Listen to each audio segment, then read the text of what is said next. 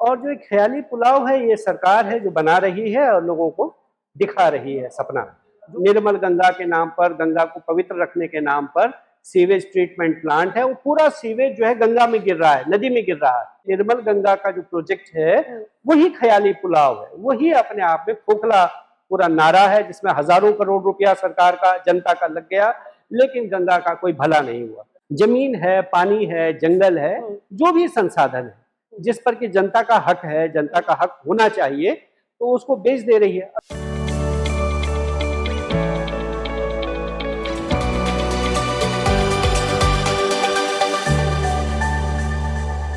আমাদের সাথে এখন যিনি বসে আছেন তার পরিচয় দেওয়ার কিচ্ছু নেই, কারণ আমাদের দেশ তথা বিশ্বের মানুষ এখন উনাকে চেনেন। বিশিষ্ট অ্যাক্টিভিস্ট আতুল সতী আমাদেরকে এই নির্মল গঙ্গা চ্যানেলকে আমাদের এই সময় দেওয়ার জন্য থ্যাংক ইউ। নমস্কার। আমরা সরাসরি কতগুলো প্রশ্ন আপনার কাছ থেকে করব। মানে পহলা সওয়াল, जो निर्मल गंगा और ख्याली पुलाव, इसमें अंतर क्या है? निर्मल गंगा तो जो है हमारा जो लोग है, जनता है, उसका सपना है कि नदी को, गंगा को साफ होना चाहिए, सुथरा होना चाहिए, ये लोगों का सपना है। और जो एक ख्याली पुलाव है ये सरकार है जो बना रही है और लोगों को दिखा रही है सपना, जो कि पूरा नहीं हो रहा है, जो जमीन पर नहीं है, जो सच नहीं है। और जहाँ से मैं आता हूँ उत्तराखंड से, तो वहाँ हमारे यहाँ तो जो गंगा का उद्गम है, जहाँ से गंगा निकल रही है, तो स्रोत पर ही गंगा जो है निर्मल नहीं है, साफ नहीं है, वहीं से वो गंदगी का बोझ लेकर के यहाँ को चल रही है। तो आप बोल रहे हैं कि ये जो गंगा मिशन के लिए जो सरकार का जो प्रोजेक्ट है, जो हम देखते हैं कि अर्थ देते हैं सरकार, वो क्या गंगा में जा रहा है? बिल्कुल जा रहा है। और हमारे यहाँ तो पिछले साल, 1.5 साल पहले की घटना है कि जोशीमठ से थोड़ा आगे जो है चमोली एक जगह है, वहाँ जो है 17 आदमी मर गया। कैसे मरा? वो ऐसे मरा कि वहाँ जो सीवर है, सीवर ट्रीटमेंट प्लांट है, बिल्कुल गंगा के ऊपर लगा हुआ है, नदी पर, तो पूरा सीवेज जो है नदी में गिरता है। और उस ट्रीटमेंट प्लांट को चलाने के लिए एक जनरेटर है पावर का, उसका जो है करंट फेल हो गया, और जो वहाँ आदमी काम करता था वो उसको ठीक करने गया रात को, तो रात को बारिश हो रहा था और उसने उस पर हाथ लगा लिया, नंगा तार था, तो वो मर गया। उसको देखने के लिए कुछ लोग आ गए सुबह कि ये आदमी कहाँ चला गया, क्या हो गया। उसका घर वाला, पुलिस वाले, लोग, तमाशा देखने वाले वहां पहुंच गए, और अचानक फिर से करंट चालू हुआ और 17 आदमी एक साथ मर गया। तब पता चला लोगों को कि जो ये निर्मल गंगा के नाम पर, गंगा को पवित्र रखने के नाम पर सीवेज ट्रीटमेंट प्लांट है, वो पूरा सीवेज जो है गंगा में गिर रहा है, नदी में गिर रहा है। तो इस तरह का जो है पूरा, जो बद्रीनाथ से लेकर के ही शुरू करते हुए और पूरा जो है आगे तक, पूरा जो सीवेज का पानी है, गंदगी है, वो पूरा जो है नदी में जाता है। तो इस तरह से जो ये निर्मल गंगा का जो प्रोजेक्ट है वही ख्याली पुलाव है, वही अपने आप में खोखला पूरा नारा है जिसमें हजारों करोड़ रुपया सरकार का, जनता का लग गया, लेकिन गंगा का कोई भला नहीं हुआ। अच्छा, आपको क्या लगता है भला करने के लिए अब जो काम कर रहे हैं ये कितना दूर तक जाएगा, ये क्या काम में आएगा, आपको क्या लगता है? अब देखिए ना, हम तो जनता को जागरूक करते हैं कि ये जो नदी है, जंगल है, पहाड़ है, ये सब जो है ये जनता का धरोहर है, लोगों का धरोहर है, और इसको बचाना जरूरी है। अगर आप इसको बचाएंगे तो नहीं, तो आप नेक्स्ट जनरेशन को, अगली पीढ़ी को आप देंगे क्या? और ये सारा जो संसाधन है, ये जो चाहे जंगल है, पहाड़ है, पानी है, ये सब जो है सरकार कॉर्पोरेट हाउस को, बड़े औद्योगिक घरानों को बेच रही है, औने पौने दामों में दे रही है। और वो क्या कर रहा है, जो जमीन है उसको, जमीन है, पानी है, जंगल है, जो भी संसाधन है जिस पर कि जनता का हक है, जनता का हक होना चाहिए, तो उसको बेच दे रही है। और वो अपने लालच में उसका ज्यादा से ज्यादा विदोहन करता है, चाहे जंगल का हो, चाहे पानी का हो, चाहे पहाड़ का हो। तो हमारे यहाँ नदी के किनारे खनन है, और खनन जो है वो इतनी बेशुमार मात्रा में किया जाता है कि वो जो है बाढ़ का नुकसान, आपदा का नुकसान लोगों को झेलना पड़ता है।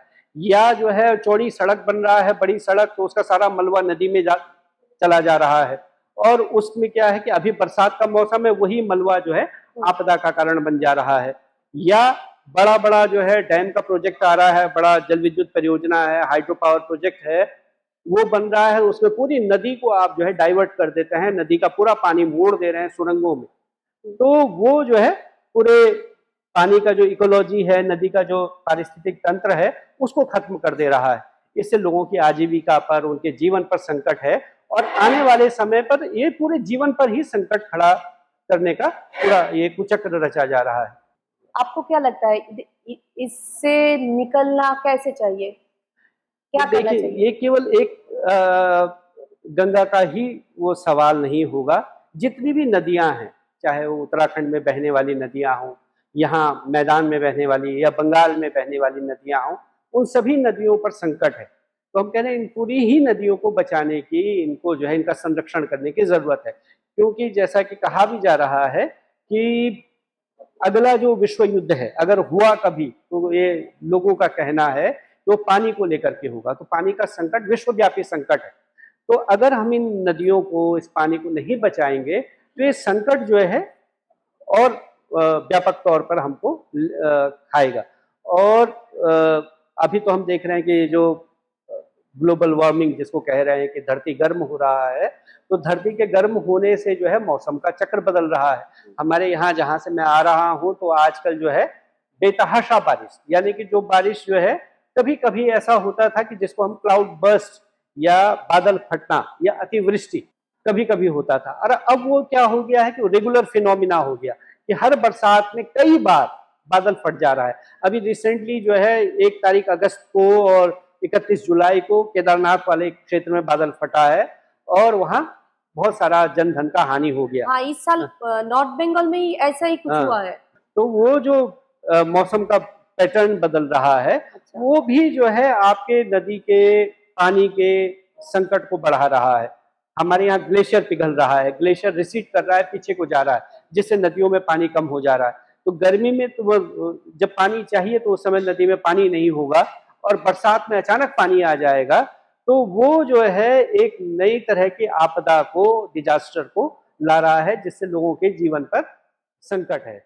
और एक सवाल, टेहरी डैम से लेकर फरक्का तक गंगा के ऊपर बहुत सारा डैम हुआ है।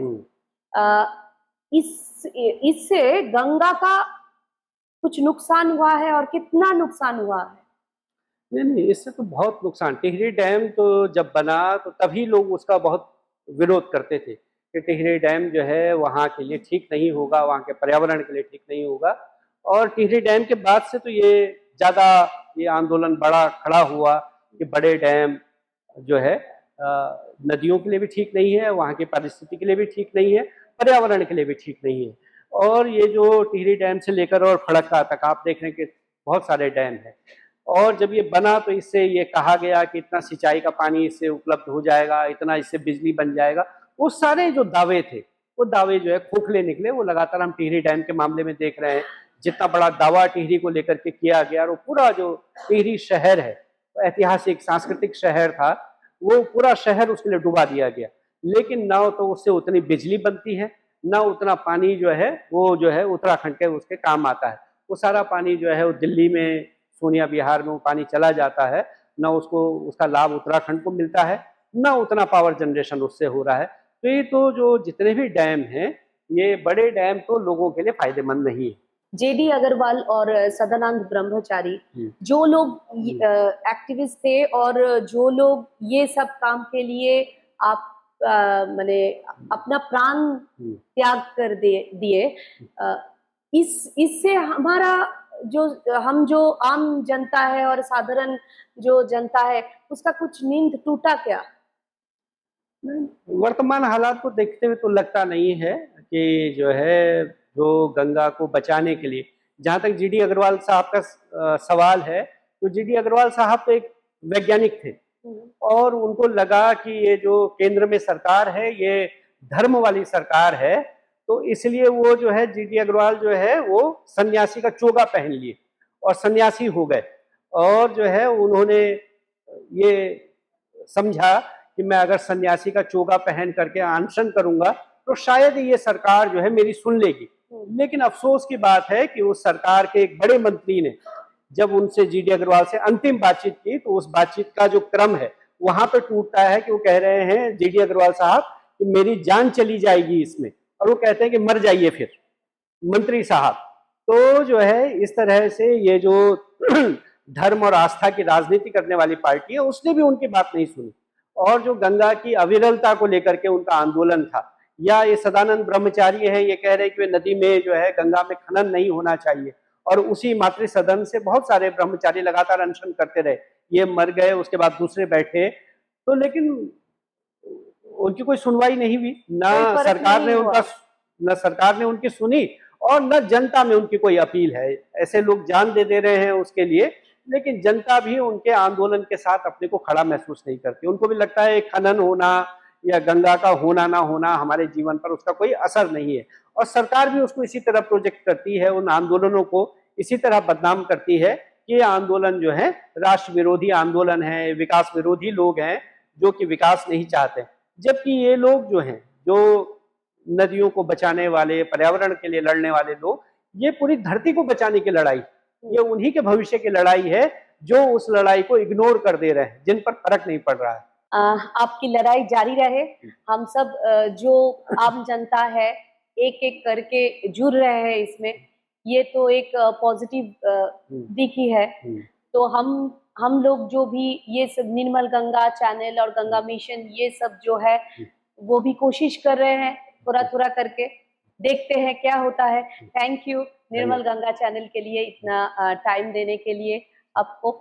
और আপনারা যারা নির্মল গঙ্গা চ্যানেল দেখেন তাদের প্রত্যেককে ধন্যবাদ, কেননা আমরা প্রত্যেকে চাইছি যে গঙ্গাকে বাঁচাতে, মা গঙ্গাকে বাঁচাতে এবং মা গঙ্গার চারপাশে যে পরিবেশ আছে সেই পরিবেশকে বাঁচাতে। এবং আসুন আমরা সকলে মিলে আমাদের মা গঙ্গাকে বাঁচাই, আমাদের ধরিত্রীকে বাঁচাই, কেননা আমাদের পরের প্রজন্মের জন্য এটা খুবই দরকার। আর এরকম ধরনের যদি আপনারা অনুষ্ঠান দেখতে চান, এরকম গল্প কথা আলোচনা এই সমস্ত দেখতে চান, তাহলে অবশ্যই আমাদের নির্মল গঙ্গা চ্যানেলকে সাবস্ক্রাইব করবেন এবং নদীর জন্য আপনারা সকলে আওয়াজ গড়ে তুলবেন, এটাই আমাদের কাছে কাম্য। ধন্যবাদ।